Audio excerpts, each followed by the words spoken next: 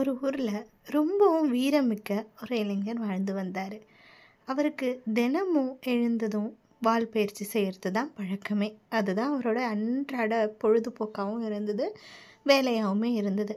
அதை அவர் சேவை மனப்பான்மையோடு செஞ்சுக்கிட்டு வந்தார். இன்னும் சொல்லப்போனால் தன்னுடைய ஊர் மக்களை காக்கணும், ஒரு சிறந்த வீரராக ஆகணும், படைத்தளபதி ஆகணும், போர்னு அப்படி வந்துச்சுன்னா நம்ம நாட்டுக்காக நம்ம ஏதாவது செய்யணுங்கிறதுக்காக ரொம்பவும் முயற்சி பண்ணிக்கிட்டே இருந்தார். இரவு பகல் பார்க்காம எப்போவும் பயிற்சி பண்ணிக்கிட்டே இருப்பார். காலையில் எழுந்ததுலேருந்து இரவு தூங்க போகிற வரைக்கும் அவருக்கு அந்த வால் பயிற்சி மட்டுமே முழு நேர வேலையும் கூட. அவரோட கிராமத்தை பாதுகாக்கணும் அப்படிங்கிறது தான் அவருடைய முழு முதற் எண்ணமாக இருந்துச்சு. அதுக்காகவே பாடுபட்டுட்டு இருந்தார். அதற்கேற்ப அவருடைய வீரத்துலேயும் யாருக்கும் ஈடு இணை இல்லாதவராக இருந்தார். எல்லா ஊர் மக்களும் அவரை ரொம்பவும் பெருமையாக பேசிக்கிட்டு இருந்தாங்க. இன்னும் சொல்லப்போனால் மற்ற வீரர்கள்லாம் பெருமையாக சொல்கிற அளவுக்கு அந்த இளைஞர் வாழ்ந்துக்கிட்டு வந்தார்னு தான் சொல்லணும். ஒரு நாள் இரவு அவருடைய வீட்டில் இருக்கார். அவர் கையில் அப்பயும் அவருடைய வால் இருக்குது. அதை வச்சு அவர் ஏதோ யோசிச்சுக்கிட்டே இருக்கார். திடீர்னு ஒரு சத்தம், மெல்லியதாக அவருடைய பேரை யாரும் கூப்பிடுற மாதிரி. பின்னாடி திரும்பி பார்க்குறாரு, யாரும் இல்லை. மறுபடியும் அதே சத்தம் கேட்குது. திரும்பி பார்க்குறாரு, வெள்ளையாக ஒரு உருவம் நிற்குது. அவர் ஆனால் பார்த்தா பயப்படலை, தைரியமாக கேட்குறாரு, யார் நீ? இங்கே என்ன பண்ணுற? உனக்கு என்ன வேணும்? உடனே அந்த வெள்ளையான உருவம் சொல்லுது, எனக்கு ஒன்றும் வேண்டாம், நான் உனக்கு என்ன வேணுமோ அதை நான் தரேன். உனக்கு என்ன வேணுமோ கேளு, அதை உனக்கு நான் செஞ்சு தரேன் அப்படிங்கிற மாதிரி அந்த உருவம் சொல்லுது. உடனே அந்த இளைஞர் சொல்கிறாரு, எனக்கு ஒன்றும் தேவையில்லை, நீ முதல்ல இங்கேருந்து போ அப்படின்னு ஒரு கம்பீரமான ஒரு குரலில் அவர் சொல்கிறாரு. அதுக்கு அந்த வெள்ளை உருவம் சொல்லுது, இல்லை இல்லை, நான் உனக்கு பிடிச்ச எதையாவது காமிக்கிறேன், நீ சொல்ல, உனக்கு என்ன வேணும் சொல்லு, நான் உனக்கு பிடிச்சதெல்லாம் என்னால் உன் கண் முன்னாடி கொண்டு வர முடியும் அப்படின்னுது. உடனே அந்த இளைஞர் மறுக்கிறாரு. நிறைய தடவை மறுக்கிறாங்க, ரொம்ப நேரம் போகுது. கடைசியில் அந்த இளைஞர் ஒத்துக்கிறாரு, அந்த வெள்ளை உருவம் சொல்கிற மாதிரி. சரி, இந்த உலகத்திலே இருக்க அழகான வாள்களை எனக்கு காட்ட முடியுமான்னு கேட்குறாரு. ஏன்னா அவர் ஒரு வால் பயிற்சி வீரர் இல்லையா. உடனே அந்த வெள்ளை உருவமும் உலகத்திலேயே ரொம்பவும் அழகான வாள்களை அவருக்கு காட்டுது. அதை பார்த்ததும் மெய் மறந்துடுறாரு. இன்னும் இன்னும் அப்படின்னு கேட்குறாரு. ஏன்னா அந்த அவருடைய ஆயுதத்து மேலே அவருக்கு அவ்வளோ ஒரு ஈடுபாடு, காதல்னே சொல்லலாம். ரொம்ப நேரம் கிடக்குது. அதுக்கப்புறம் இரவு நேரம் போகுது. அந்த வெள்ளை உருவம் அங்கேருந்து போயிடுது. அடுத்த நாள் காலையிலையும் எழுந்து அவருடைய வால் பயிற்சிக்கு அவர் போயிடுறாரு எப்பயும் போல். அதே இரவு வருகிறது. மறுபடியும் அந்த வெள்ளை உருவம் கரெக்டாக அதே மாதிரி வந்துடுது.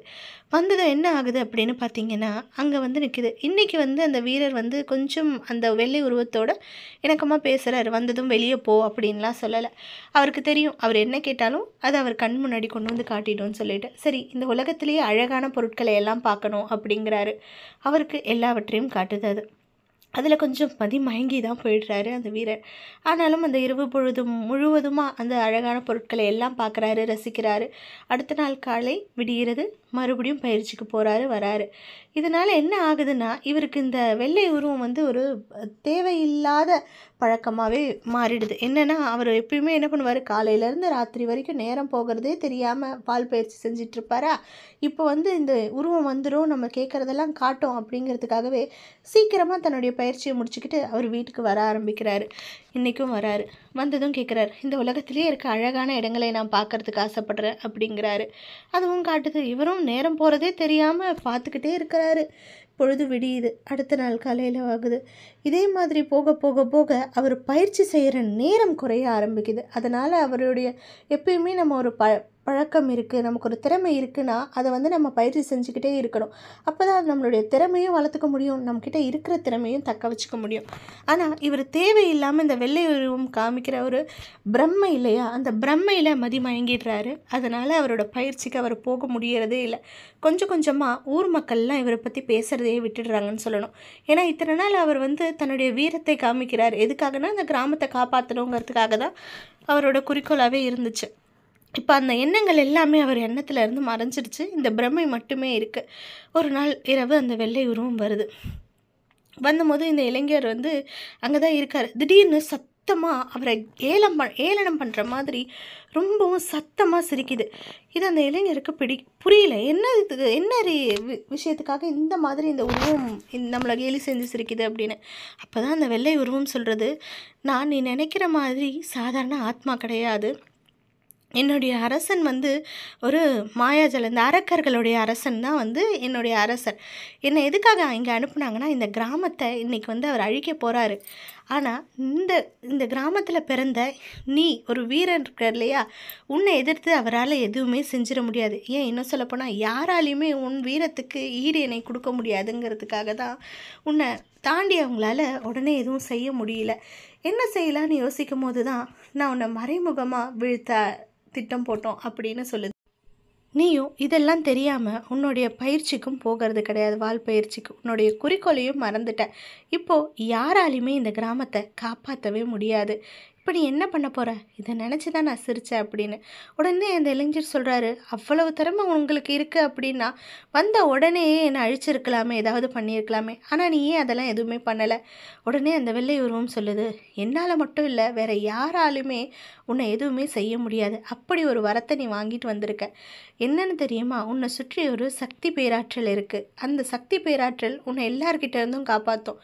அதாவது யாராலுமே அவருடைய திறமையோ இல்லை அவர் செய்கிற பயிற்சியோ எதையும் தடுக்க முடியாது. இன்னும் அவருக்கு சொல்லப்போனால் எந்த தீங்கையும் கொடுக்க முடியாதுங்கிறது தான் அவருடைய வரம். சரி, அதனால தான் உனக்கு தேவையில்லாத இந்த பிரம்மைகளை காட்டி காட்டி காட்டி நான் உன்னை மதிமயங்க செஞ்சேன். பயிற்சிக்கும் போக முடியல. இப்போ உன்னால் எதுவுமே பண்ண முடியாது எங்கள் அரசரை தாண்டி அப்படின்னு சொன்னதும் அவர் கொஞ்சம் உடஞ்சி போயிட்டார், மனம் உடஞ்சி போயிட்டார். கொஞ்சம் என்ன சொல்கிறது, என்ன செய்கிறதுனே தெரியாமல் நொறுங்கி போயிட்டார். உடனே அந்த வெள்ளை உருவத்துக்கிட்ட என்னதான் இருந்தாலும் அவர் தான் மயங்கி போயிருக்காரு. அந்த இளைஞர் கேட்குறாரு, கடைசியாக ஒரு முறை நான் வந்து எனக்கு பிடிச்ச மாதிரியான விஷயங்களை பார்க்க முடியுமான்னு. உடனே அந்த வெள்ளை உருவம் ஏளனமாக சிரிச்சுக்கிட்டு, தாராளமாக பார்க்கலாம், ஏன் பார்க்க முடியாது, உன் கனவுல பார்க்கலாம் அப்படிங்கிற மாதிரி கிண்டலும் கேலியுமா பேசி அவரை நையாண்டி பண்ணுச்சு.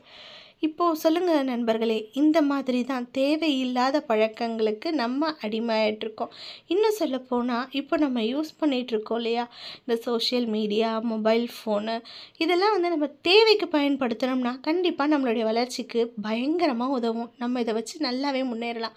ஆனால் முழு நேரமாக இந்த மொபைலே கதி அப்படின்னு சொல்லிட்டு உட்காந்துக்கிட்டு இருக்கிறதும், தேவையில்லாதவற்றை நம்ம பார்த்துக்கிட்டே இருக்கிறதும் நம்மளுடைய முன்னேற்றத்துக்கு எந்த வகையில் தான் உதவி செய்யும்? கண்டிப்பாக செய்யாது. இன்னும் சொல்லப்போனால் நம்ம பார்க்க நமக்கு பிடிச்ச மாதிரியான விஷயத்தை இது தொடர்ந்து அனுப்பிக்கிட்டே இருக்கும். இந்த மொபைல் ஃபோன்லலாம் பார்த்திங்கன்னா இது எதுக்காக அப்படின்னா, நம்மளுடைய நேரத்தையும் நம்மளுடைய திறமையும் நம்மளே தேவையில்லாத காரணங்களால் இழந்துக்கிட்டு இருக்கோம். இதை புரிஞ்சுக்கிட்டு நம்ம வேலையை நம்ம பார்த்துக்கிட்டு பொழுதுபோக்குக்காக எப்போவாவது கொஞ்சம் நேரம் பார்க்குறது தப்பு கிடையாது. எப்பவுமே இதுக்கு அடிமையாக இருக்கிறது தான் ரொம்பவும் தப்பு. இந்த வெள்ளை உருவம் அப்படிங்கிறது, அரக்கர்கள் அப்படிங்கிறது நம்ம வாழ்க்கையில் நம்ம எதை வேணால் சொல்லலாம். சோம்பேறித்தனம் சொல்லலாம், இல்லை நம்ம தெரிஞ்சே இப்போ செய்ய வேண்டிய வேலையை அப்புறம் பார்த்துக்கலாம் அப்படின்னு தள்ளி போடுறோமே, அந்த தயக்கமாக இருக்கலாம், சோஷியல் மீடியாவாக இருக்கலாம். எதையுமே நல்ல விதத்தில் யூஸ் பண்ணோம்னா கண்டிப்பாக நம்ம வளர்ச்சிக்கு நல்ல வழிகாட்டும். இன்னும் சொல்லப்போனால் அதை நம்மளை முன்னேற்றி விடும். அதை விட்டுட்டு அதை நம்மளே தவறாக பயன்படுத்திட்டு அது மேலே குறை சொல்கிறதுல ஒரு இதுவுமே இருக்காது. இப்போ செய்ய வேண்டியதை உடனே இப்போவே செஞ்சிடணும். செஞ்சு முடிக்கணும்னு நினச்சோமா உடனே எழுந்து செய்யுங்க.